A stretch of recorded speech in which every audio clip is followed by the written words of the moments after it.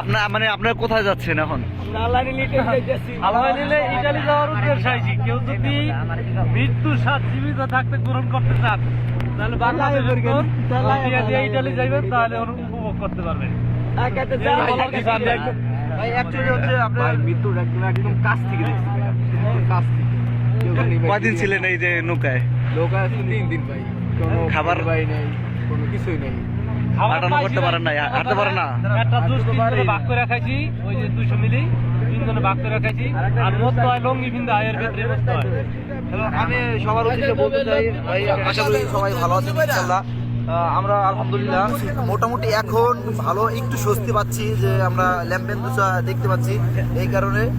তাছাড়া কালকে যে একটা ঘটনা ঘটছে, কালকে সারা রাত নৌকায় চড়ছি, তো এক কথা বলতে গেলে মৃত্যুর সাথে পাঞ্জা লড়ছি আমরা। অ্যাকচুয়ালি এটা আমি বলে মৃত্যুটাকে একেবারে কাছ থেকে দেখছি। যদি আসে তাহলে সবাই দেখতে পারবে, ঠিক আছে? তো আমরা বর্তমানে ইতালির ল্যাম্পেদুসা যে দ্বীপটা আছে ওই দ্বীপের কাছে আছি আমরা, ঠিক আছে? তো এই শারীরিক ভাবে এবং মানসিক ভাবে দুই দিক দিয়েই সাধারণত আমরা 97 জন যাত্রী আছি এই বোটে।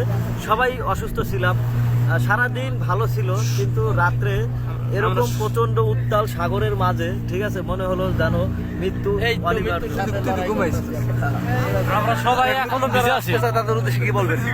নতুন যারা আসতেছে তাদের উদ্দেশ্য কথা একটাই, তারা যদি জীবিত থাকতে যদি মৃত্যুর স্বাদ গ্রহণ করতে চায় তাহলে তারা 20,000 টাকা দেবো, তারা না আসে।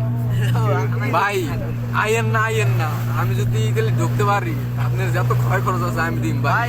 আইয়েন না, আসবেন না, প্রতি মাসে ও ক্ষয় খরচের টাকা দেবে, আমি 5,000 করে টাকা দিন, বেশি না। আপনার পাইতে আইয়েন না।